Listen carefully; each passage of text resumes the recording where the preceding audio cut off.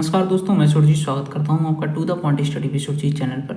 और वैदिक संस्कृति का ये हमारा लेक्चर नंबर 5 है। ठीक है, लेक्चर नंबर 5 है। इससे पहले हमारे 4 लेक्चर आ चुके हैं और 4 लेक्चर हमारे जो थे वो लाइव थे।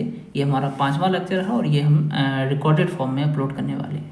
तो वैदिक संस्कृति के अंतर्गत ये जो टीजीटी पीजीटी असिस्टेंट प्रोफेसर आप जिस भी एग्जाम की तैयारी कर रहे हैं, यहाँ पे हिस्ट्री आपका पूछा जाता है, वहाँ सभी के लिए ये महत्वपूर्ण होगा। तो वैदिक संस्कृति में हमने जो 4 लेक्चर कवर किए उसमें हम देखो हैंड रिटन नोट्स भी साथ साथ बनवाते चलते हैं और एक भी फैक्ट आपका छूटे ना, इस तरीके से जो है लेक्चर को रिकॉर्ड किया जाता है, कवर किया जाता है। तो वैदिक संस्कृति में हमने क्लास 1 से लेकर 4 तक अब तक जो देखे वो किस तरीके के नोट्स बने हैं वो मैं आपको बता देता हूँ। तो देखो हमने ये आर्यंस के बारे में पढ़ा, इनको श्रेष्ठ कहा जाता था, उत्तम। और 1847 में लेसेन ने जो है आर्यों को एक जाति के रूप में स्वीकार किया। लैंग्वेज इनकी जो थी वो सब हमने ये सब अपलोडेड है। 1 से लेकर 4 तक जो हमारी क्लास आई है उसमें आपको अब तक हमने क्या क्या पढ़ा है। तो वैदिक काल में ऋग्वैदिक और उत्तर वैदिक इनको डिवाइड किया गया था, ये भी हमने उसमें कवर किया है। तो हमारा उत्तर वैदिक काल चल रहा है और ये आज हमारा जो 5वां क्लास है ना, इसमें हम क्या पढ़ेंगे, तो इसमें हम सामाजिक व्यवस्था को देखेंगे। ठीक है, जो उत्तर वैदिक काल की जो सामाजिक स्थिति थी उनको देखेंगे। और हमें लगता है ये इसके अलावा एक और क्लास आएगी, उसमें हमारा कंप्लीट उत्तर वैदिक काल और जो है वैदिक संस्कृति जो है वो कवर हो जाएगी। तो उसमें जो है हमारी ये कंप्लीट कवर हो जाएगी। ठीक है, तो अब हम देखो हमारा जो आज का टॉपिक है वहाँ से हम स्टार्ट करते हैं। नोट्स हमने किस तरीके से बनाए हैं तो मैं आपको दिखा देता हूँ। तो ये हमारे नोट्स हैं बने हुए, इस तरीके से हमने जो है वैदिक नदियों को भी समझाया है। तो हिस्ट्री जिनको प्रॉब्लम होती है याद करने में वो इस तरीके से जो है हिस्ट्री को पढ़ सकते हैं और नोट्स इस तरीके से आपको देखने को मिल सकते हैं। लेकिन आज का जो हमारा टॉपिक है उस टॉपिक की तरफ हम बढ़ेंगे। आज का जो हमारा टॉपिक है वो है सामाजिक स्थिति। तो सामाजिक स्थिति में देखो वर्ण व्यवस्था पढ़ेंगे, हम आश्रम व्यवस्था पढ़ेंगे, आश्रम सिस्टम क्या था, आश्रम क्या है, कितने प्रकार के आश्रम थे, और स्त्रियों की दशा देखेंगे। गृहस्थ आर्यों के द्वारा किए जाने वाले जो 5 महायज्ञ हैं उनको देखेंगे। 3 प्रकार के जो ऋण थे, 7 पाक यज्ञ थे, 7 हरवी यज्ञ थे, 7 सोम यज्ञ थे, 16 संस्कार थे, 4 आश्रम थे, 4 पुरुषार्थ थे और विवाह, ये सभी को हम डिटेल में पढ़ेंगे। देखो इसमें 16 संस्कार बहुत ही ज़्यादा इंपॉर्टेंट है। इससे तो नेट JRF सभी जगह मतलब चाहे DSSB PGT उसमें भी क्वेश्चन पूछा गया है, हरियाणा असिस्टेंट प्रोफेसर में पूछा गया है, जो BPSC का आपका एग्जाम हुआ स्टेट का उसमें भी पूछा गया है। ठीक है, सेट का एग्जाम जो हुआ तो इन सभी एग्जाम्स में पूछा गया है। तो सामाजिक स्थिति में हम पहला पॉइंट अपना जो वर्ण व्यवस्था है, तो वर्ण व्यवस्था को हम कवर करेंगे। पहला देखते हैं, हेडिंग डालते हैं वर्ण व्यवस्था। हेडिंग डाल लेते हैं वर्ण व्यवस्था।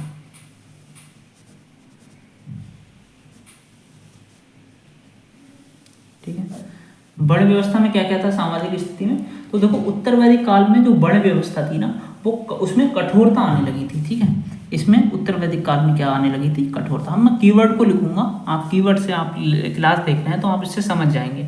तो वर्ण व्यवस्था में जो है कठोरता आने लगी थी और वर्ण व्यवस्था क्रम के स्थान पर जन्म आधारित हो गई थी। ठीक, अब ये जो है क्रम के पहले जो थी वो कर्म के स्थान पे थी, क्रम नहीं कर्म के स्थान पर, तो कर्म के स्थान पर थी पहले, कर्म के स्थान पर थी पहले। अब कैसी हो गई थी, अब जो है अब ये जन्म के आधारित हो गई थी, जन्म आधारित। अब ये जन्म आधारित हो गई थी। ठीक है, ये हमको चेंज देखने को मिल रहा था। और जो व्यवसाय था ये भी अब आनुवांशिक होने लगा था। व्यवसाय कैसा होने लगा था, आनुवांशिक। ओके, व्यवसाय आनुवांशिक होने लगा था। समाज जो था वो स्पष्टता 4 वर्णों में विभक्त हो गया था। समाज 4 वर्णों में विभक्त हो गया था, 4 वर्णों में विभक्त। वो 4 वर्ण कौन कौन से थे, 4 वर्ण थे, हमने बता दिया था आपको पहले ही, ब्राह्मण, क्षत्रिय, ब्राह्मण, क्षत्रिय, वैश्य और शूद्र। ये सब लिखने जैसा है नहीं, बट मेरी कोशिश ये है कि एक एक चीज़ के नोट्स जो है आपके हाथ के नीचे से जो है निकलने चाहिए, आपके पेन के नीचे से, जिससे कि वो चीज़ आपके दिमाग में एकदम छप जाए। हिस्ट्री को पढ़ने का तरीका भी यही है। तो समाज जो है 4 वर्णों में विभक्त हो चुका था। ऐतरेय ब्राह्मण जो है इसमें सबसे पहले 4 वर्णों के कर्तव्यों का उल्लेख किया गया है। जो 4 वर्ण थे इनके क्या क्या कार्य थे, इन सभी कार्यों का उल्लेख जो है, इनके जो कार्य हैं इन कार्यों का उल्लेख जो है सबसे पहले किया गया है कहाँ पे, ऐतरेय ब्राह्मण में। देखो आप बोलोगे नोट्स दे दो, मैं नोट्स डाल भी दूंगा कहीं टेलीग्राम पे, अगर बनाया मैंने टेलीग्राम का ग्रुप, लेकिन उससे फ़ायदा आपको डायरेक्ट तो नहीं होगा जब तक आप क्लास नहीं करेंगे। ठीक है, ये कीवर्ड मैं लेकर आऊँगी तभी आपको काम करेंगे जब क्लास कर चुके होंगे आप, तो रिवीजन करने में आपकी काफ़ी हेल्प करेंगे। अब देखो कर्मकांड और यज्ञों का जो प्रचलन है ये बढ़ने लगा था। ठीक है, कर्मकांड का और कर्मकांडों के साथ साथ यज्ञ का प्रचलन जो है, इनका प्रचलन बढ़ने लगा था, यानी इंक्रीज होने लगा था। ठीक है, प्रचलन जो है बढ़ने लगा था, जिसमें ब्राह्मणों की शक्ति बढ़ी। अब इनका जो है प्रचलन बढ़ेगा तो ब्राह्मणों की शक्ति भी बढ़ेगी। अब ब्राह्मणों की शक्ति जो है बढ़ने लगी थी, और नेक्स्ट क्या है कि ब्राह्मण जो है वो क्षत्रिय और वैश्य ही उपनयन संस्कार के, देखो ब्राह्मण, क्षत्रिय और वैश्य कौन कौन, यहाँ पे समझ लो, ब्राह्मण, क्षत्रिय और वैश्य ये तीनों ही जो थे वो उपनयन संस्कार के अधिकारी थे। इन तीनों को द्विज कहा जाता था, इन तीनों को द्विज कहा जाता था। तो द्विज किसको कहा जाता था, ये क्वेश्चन पूछा जाता है ना, आपने पढ़ा भी होगा कहीं ना कहीं। तो द्विज किन वर्णों को कहा जाता था, 3 वर्ण। कौन कौन से 3 वर्ण थे, शूद्र को छोड़कर, ब्राह्मण, क्षत्रिय एंड शूद्र, इन तीनों को एक साथ जो है द्विज कहा जाता था। ठीक, द्विज इनको जो है बोला जाता था। अब उसके बाद समझेंगे कि जो शूद्र वर्ण है इनको उपनयन संस्कार में पात्र नहीं माना गया है। शूद्रों को उपनयन संस्कार में इनको जो है पात्र नहीं माना गया है। शतपथ ब्राह्मण में चारों वर्णों की अंत्येष्टि के लिए 4 प्रकार के टीलों का उल्लेख है। तो जो शतपथ ब्राह्मण है, इस शतपथ ब्राह्मण में जो अंत्येष्टि समझते हैं आप, जो डेथ हो जाती है उसके बाद जो बर्निंग सिस्टम है, मतलब बॉडी को जलाया जाता है, इनकी जो अंत्येष्टि होती है, इन अंत्येष्टि के 4 प्रकार के टीलों का उल्लेख मिलता है हमको शतपथ ब्राह्मण में। ठीक है, कितने, 4 प्रकार के टीले, 4 प्रकार के टीले। ओके, अब नेक्स्ट है कि उत्तर वैदिक काल में केवल वैश्य ही कर जो है मतलब टैक्स भरते थे, केवल वैश्य। कर लेते हैं,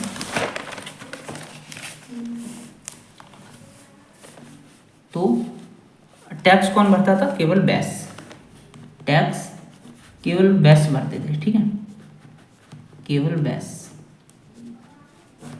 और ये कब की बात हो रही है, ये बात हो रही है उत्तर वैदिक काल की। ओके, अब जो शतपथ ब्राह्मण है इसमें वैश्य का जो लक्षण था वो दूसरे को बलि देने वाला, यानी अनन्य बलिकृत, और दूसरे के द्वारा भोज्य या उपयोग में आने वाला बताया गया है। जो शतपथ ब्राह्मण है इसमें वैश्य का लक्षण क्या है, दूसरे को बलि देने वाला, दूसरे को बलि देने वाला। ठीक है, वैश्यों का लक्षण क्या था, अगर बात कर लें वैश्य का लक्षण क्या होता था, वैश्य का लक्षण तो दूसरों को बलि देने वाला, दूसरों को बलि देने वाला, यानी इसको क्या कहते थे, अन्यस बलिकृत। ठीक है, अन्यस बलिकृत। और नेक्स्ट है कि ब्राह्मण और क्षत्रिय वैश्यों द्वारा दिए गए कर पर निर्भर थे। तो जो ब्राह्मण थे और जो क्षत्रिय थे ये किस पे डिपेंड थे, ब्राह्मण और क्षत्रिय, जो वैश्य जो है टैक्स देते थे इन पे जो है इनकी डिपेंडेंसी थी। ठीक है, ये इनकी डिपेंडेंसी इन पे थी। उसके बाद युद्ध और कृषि दोनों क्षेत्रों में लोहे के प्रयोग से मूलभूत सामाजिक परिवर्तन आने लगे थे। अब जो है लोहे का प्रयोग होने लगा, लोहे का प्रयोग होने लगा था उत्तर वैदिक काल के अंत तक।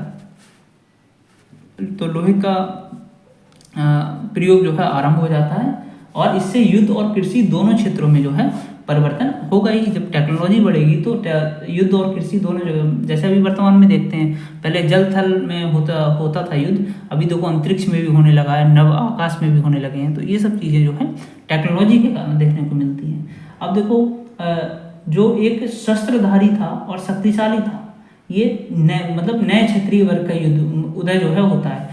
जो योद्धा थे वो हमेशा से क्षत्रिय योद्धा नहीं थे, क्षत्रिय जो योद्धा बनना शुरू हुए हैं वो उत्तर वैदिक काल में ये देखा जाता है कि एक वर्ग निकल के आता है, नया क्षत्रिय वर्ग इसको नाम दिया गया। ये शस्त्रधारी होता था और शक्तिशाली होता था, ठीक है। तो जो नए क्षत्रिय होते थे ये शक्तिशाली हुए और शक्तिशाली के साथ साथ शस्त्रधारी, यानी ये अपने साथ जो है शस्त्र भी रखते थे, ठीक है, शस्त्रधारी। अच्छा, ब्राह्मण और क्षत्रियों में श्रेष्ठता के लिए प्रतिस्पर्धा थी। अब ये जो ब्राह्मण थे और ये जो क्षत्रिय थे, इनमें आपस में कौन श्रेष्ठ होगा, जैसे आईएएस और आईपीएस में जो है ये रहता है कि कौन किसे सैल्यूट करेगा, तो इसी तरीके से ब्राह्मण और क्षत्रिय में था एक ये कॉम्पिटिशन था कि कौन श्रेष्ठ है। अच्छा, जो शतपथ ब्राह्मण है, इसमें एक स्थान पर क्षत्रियों को ब्राह्मण से श्रेष्ठ बताया गया है। शतपथ ब्राह्मण में जो है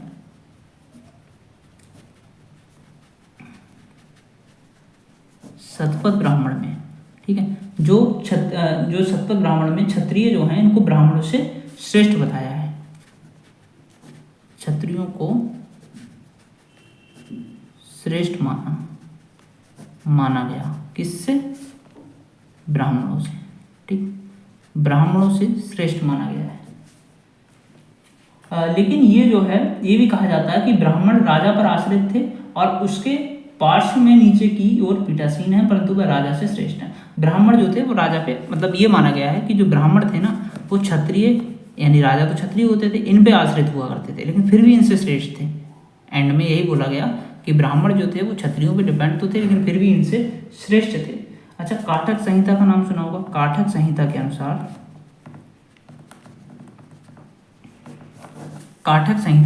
बात करें तो काठक संहिता के अनुसार ब्राह्मण के पिता या माता को क्या पूछते हो, यदि उसमें श्रुति का ज्ञान है तो वह पिता है, वही पितामह है, ये कहा गया है। काठक संहिता क्या कहती है कि ब्राह्मण के पिता या माता कौन है ये मत पूछो, यदि उसमें श्रुति का ज्ञान है तो वह पिता है और पितामह है। अच्छा, उपनिषद काल में अनेक दार्शनिक राजा भी हुए हैं जिन्होंने जो है ब्रह्म ज्ञान और आध्यात्मिक चिंतन पर बल दिया है। तो उपनिषद काल में अनेक दार्शनिक राजा हुए जिन्होंने ब्रह्म ज्ञान को बल दिया है और साथ ही साथ आध्यात्मिक चिंतन को बल दिया है, आध्यात्मिक चिंतन को जो है बल दिया है, ठीक है। ये सब उपनिषद काल में हुए। उद्यालक यानी आरुणय ब्राह्मण ने प्रवाहन जावली यानी जो पांचाल के नरेश थे इनसे शिक्षा प्राप्त की थी। तो उद्यालक आरुणय जो थे ब्राह्मण थे, ये उद्यालक आरुणय ये ब्राह्मण थे, इन्होंने जो है प्रवाहन जावली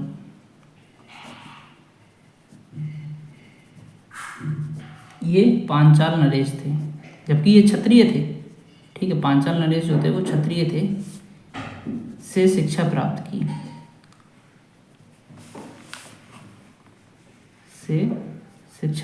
ब्राह्मण ने क्षत्रिय से शिक्षा प्राप्त की, ये भी देखा जाता है।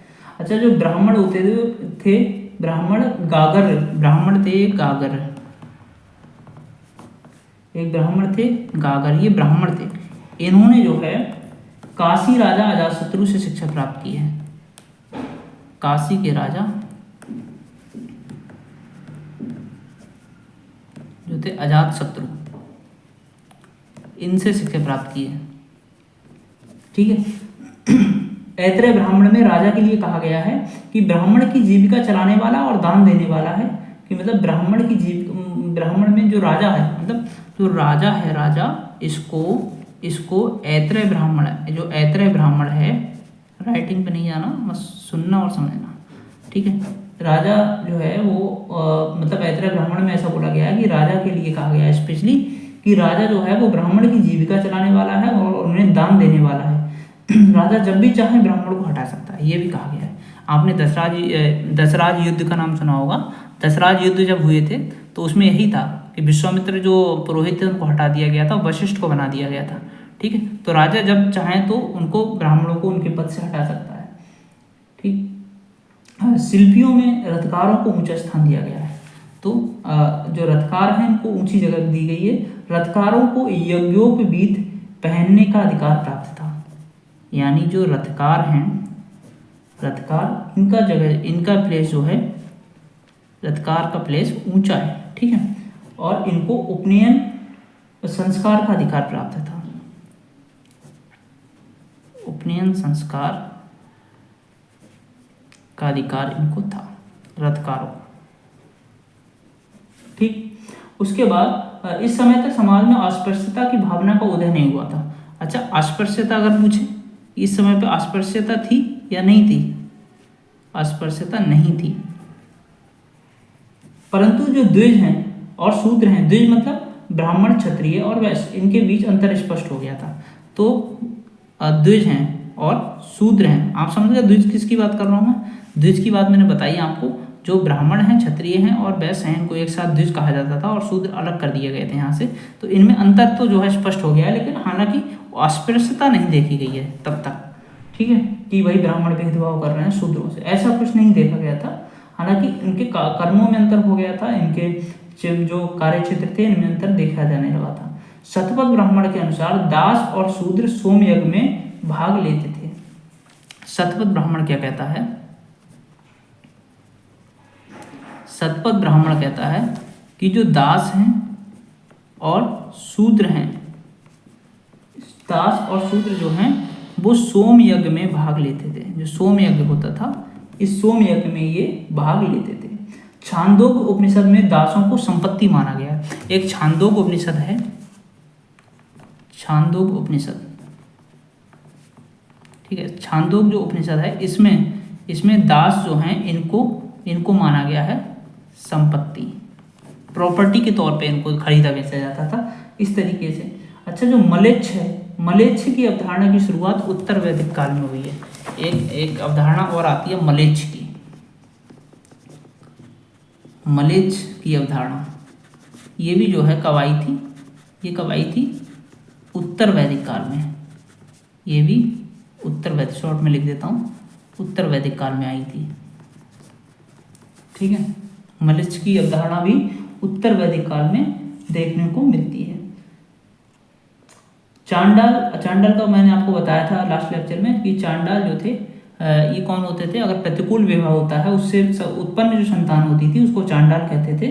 तो चांडाल को यज्ञ का अवशेष पाने का अधिकार माना गया है।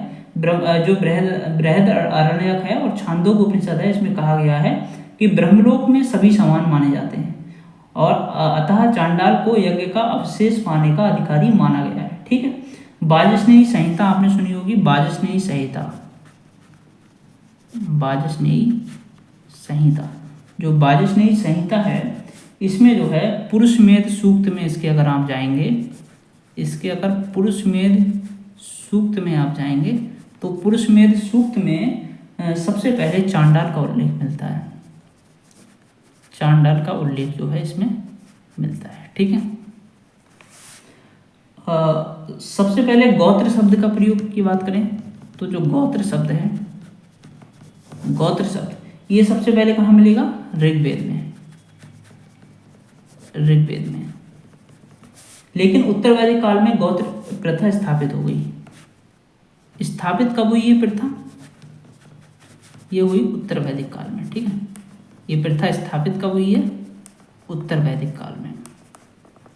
उत्तर वैदिक काल में गोत्र एक वंश, कुल या जाति के रूप में उल्लेख अथर्ववेद में। अच्छा, गोत्र जो है इसका एक वंश के रूप में, एक कुल के रूप में, एक जाति के रूप में जो उल्लेख मिलता है, उल्लेख है वो कहाँ पे मिलता है हमें? अथर्ववेद में। ठीक है, अथर्ववेद में, अथर्ववेद में।